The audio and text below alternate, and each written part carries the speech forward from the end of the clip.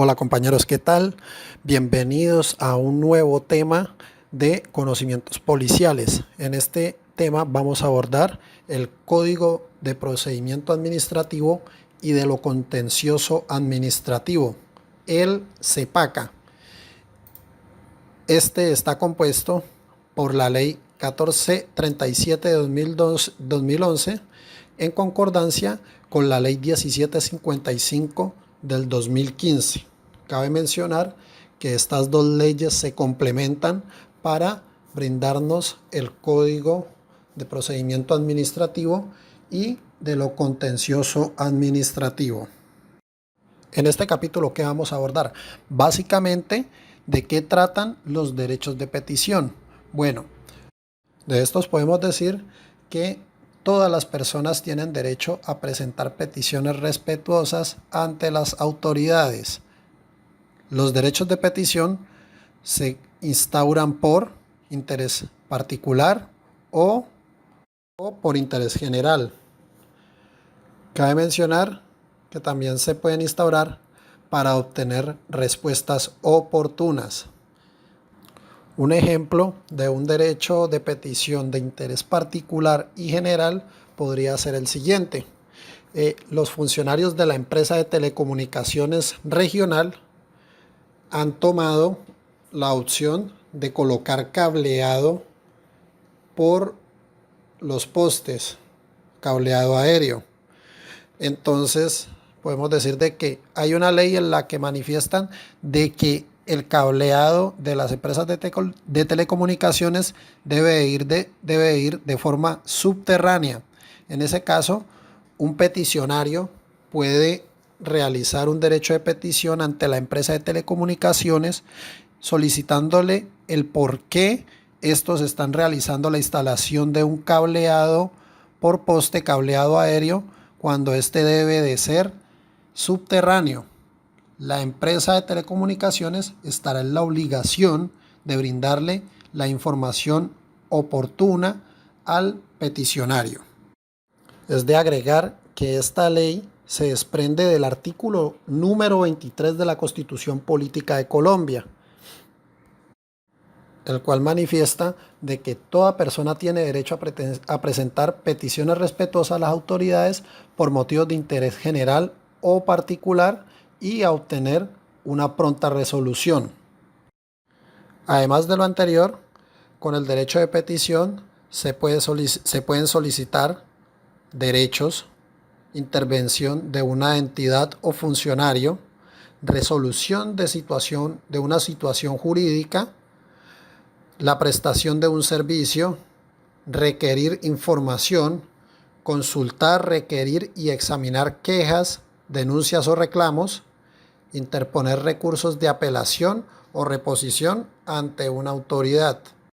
Por ejemplo, se puede hacer un derecho de petición ante la entidad de sanidad o la entidad promotora de salud que el peticionario tenga, solicitando información del porqué en la dilación de sus tratamientos médicos. Por ejemplo, la entidad promotora de salud está tardando mucho para realizarle un procedimiento médico a un peticionario. Este puede tranquilamente realizar un derecho de petición solicitándole el por qué se están tardando tanto. También se puede realizar una petición con una solicitud de intervención de una entidad o funcionario. Por decir, por ejemplo, un peticionario tiene una discordia con un vecino porque éste hace mucho ruido. Bueno, en ese caso el peticionario puede remitirse ante el inspector de policía o ante la autoridad competente dentro de la ciudad para que haga control de ese ruido. El peticionario deberá de realizarle una solicitud formal, educada, a la autoridad competente y ésta deberá intervenir para que se dirima esa situación. La resolución de una situación jurídica, por ejemplo, cuando una persona que ha pagado una condena en la cárcel sale de esta, pero no le presenta un derecho de petición al IMPEC o a la DIJÍN o a la SIJÍN para que le bajen esa situación jurídica del sistema. En ese caso pasa cuando la policía le pide antecedentes a una persona que ha pagado una condena, pero no ha solicitado de que le bajen esa situación del sistema, pues le va a volver a arrojar antecedentes. Por eso debe realizar el derecho de petición para que estos sean bajados del sistema. De igual forma, para la prestación de un servicio. Volvemos con la empresa de telecomunicaciones regional. La empresa de telecomunicaciones ha tardado demasiado en realizar la instalación de un servicio solicitado por el peticionario. Entonces, este puede realizar una llamada y hacer una petición verbal manifestando o solicitando información del por qué la demora en la instalación del mismo. Bueno, también se puede realizar el requerimiento de información y se puede realizar la consulta o examinar quejas, denuncias o reclamos. Por ejemplo, el peticionario que remitió la queja donde el inspector de policía y ante la autoridad competente quiere ver el estado de esa petición o de esa queja. Entonces, él puede hacer otro derecho de petición solicitándole el trámite o en qué proceso va la petición que instauró inicialmente. También cabe agregar de que el peticionario podrá instaurar recurso de apelación o de reposición cuando la respuesta de una autoridad o de autoridad competente no sea satisfactoria para el peticionario.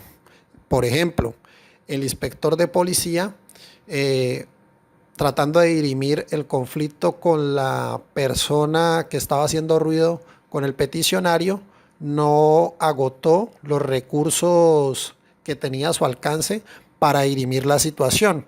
Es decir, el inspector de policía nunca se acercó a donde la persona que estaba generando el ruido para que ésta pues cesara de la actividad o disminuyera el ruido para no afectar al peticionario. En ese caso, el peticionario interpuso un recurso de reposición para que la actuación del inspector fuera revisada y se volviera a tomar el proceso. Las características del derecho de petición son gratuidad. Dentro de estas se cabe decir de que no se necesita representación de un abogado, no tiene límite de edad y es atemporal, es decir, se puede presentar en cualquier momento. Excepto de los casos excepcionales que determine la ley, toda petición deberá ser resuelta dentro de los 15 días siguientes a la recepción de la petición. En la eventualidad de que se requieran documentos, estos deberán ser presentados en un término no mayor a 10 días. Si en ese término la autoridad competente no brinda una respuesta, se entiende que la solicitud ha sido aceptada o se declarará como silencio administrativo positivo. En este caso, la administración no podrá negarse a entregar los documentos en un término no mayor a 3 días. Las peticiones que se realicen a las autoridades con relación a sus funciones no podrá superar el término de 30 días. Si la petición se puede resolver dentro de ese plazo, si la petición no se puede resolver, dentro de ese plazo, la autoridad competente deberá de brindar un aviso al peticionario manifestando las causales por las cuales no puede cumplir con su petición en determinado plazo. Dicho plazo no puede ser mayor al doble del plazo inicial. Por ejemplo, un peticionario le está realizando una solicitud a la Policía Nacional por el procedimiento de desalojo que hubo en un lote baldío que estaba invadido. La Policía Nacional, de acuerdo a lo que indica esta ley, tendrá un plazo no mayor de 30 días para indicar las causales o por cuáles razones se realizó ese procedimiento de desalojo. En caso tal de que la policía no pueda cumplir con ese plazo para responderle al peticionario, tendrá hasta 59 días para realizar dicha respuesta. La presentación y radicación de peticiones se puede realizar de las siguientes formas. Se puede presentar de manera verbal, utilizando un medio de comunicación idóneo o de forma presencial en la oficina. También se puede presentar por un medio certificado idóneo, bien sea correo electrónico, llamada telefónica u otros, como medios de transferencia de datos. Existen peticiones que solamente pueden radicarse estrictamente de forma escrita. Entonces, en este caso, el peticionario puede llevar su petición física o la entidad a la que el peticionario está acudiendo puede tener formularios que el peticionario puede llenar para radicar, digamos, su petición. La petición tendrá la fecha de radicación del momento en el cual se presente. Hay que agregar que las autoridades no podrán por ninguna causa negarse a la recepción y radicación de solicitudes y peticiones respetuosas. El contenido de las peticiones por lo menos debe de contener autoridad a la que se dirige, datos generales de ley, por ejemplo, nombre, apellidos, número de documento, teléfono, dirección y un lugar de domicilio donde pueda recibir las notificaciones, el objeto motivo de la petición y, por último, la firma del peticionario. Las autoridades no pueden desestimar una petición que se presente con los requisitos legales. Tampoco pueden rechazar una petición porque ésta esté incompleta. Mucho menos pueden rechazar una petición por extemporaneidad y tampoco pueden negarse a recibir la petición sin brindar una justa causa. Así se brinde una causa, la petición siempre deberá de recibirse. Si una petición ya radicada está incompleta, el peticionario deberá realizar una gestión adicional para que la petición sea válida. Sin oponerse a la ley, el peticionario puede completar dicha petición dentro de los 10 días siguientes a su radicación. Cuenta con un máximo de un mes para completar la misma. Si no cumple con ese plazo, la autoridad podrá dar por archivada dicha petición. El peticionario será notificado de dicho archivamiento. Este podrá solicitar un derecho de reposición para realizar una nueva petición con el lleno de requisitos. Cabe mencionar de que cuando hablamos de un desistimiento tácito, estamos hablando del desistimiento del peticionario en continuar con la formulación de la petición. Por ejemplo, el peticionario que instauró el derecho de petición contra la empresa de telecomunicación regional, al ver la instalación del cableado aéreo de los postes, instauró la petición, pero tiempo después desistió de la misma y no le dio seguimiento. En ese caso, pues la empresa dio archivo a dicha petición. También debemos agregar de que dentro del derecho de petición existe la figura de motivación de acto administrativo. Esta motivación es una de las más importantes dentro de lo que hablamos del acto administrativo. Es una de las bases para la toma de decisiones de la administración pública y gracias a esta las actuaciones de los peticionarios tienen validez dentro de la administración pública. Cuando nos referimos a un desistimiento expreso de una petición, estamos hablando de que en cualquier momento el peticionario puede desistir de la misma. Esta petición puede volverse a presentar en cualquier momento y la autoridad competente podrá actuar de oficio con esta petición. Si es el caso, se expedirá una resolución motivada.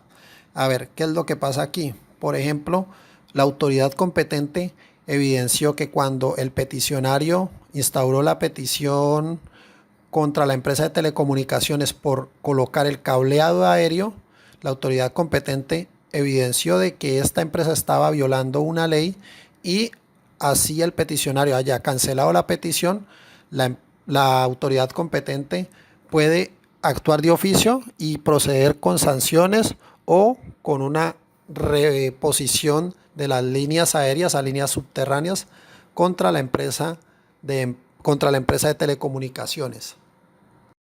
El peticionario nunca tendrá derecho a instaurar peticiones irrespetuosas, oscuras o, bueno, a las reiterativas sí tiene derecho, pero pues no van a prosperar. Todas las peticiones deberán ser respetuosas. De no serlos, la autoridad competente la va a rechazar. Si la petición es difusa o de difícil entendimiento, esta se devolverá expresando el motivo de su devolución. Si no es corregida o aclarada, esta petición se archivará. No se responderán peticiones groseras, vuelvo y lo digo. Ante petición reiterativa se podrá responder con una petición anterior. Es decir, si la persona ha presentado 15 veces el mismo derecho de petición, pues con la primera respuesta del primer derecho de petición se le puede brindar respuesta a la petición número 15. Si la petición trata sobre derechos imprescriptibles, esta deberá tener un nuevo trámite. Cuando nos referimos a derechos imprescriptibles, estamos hablando, por ejemplo, a un derecho a la vida.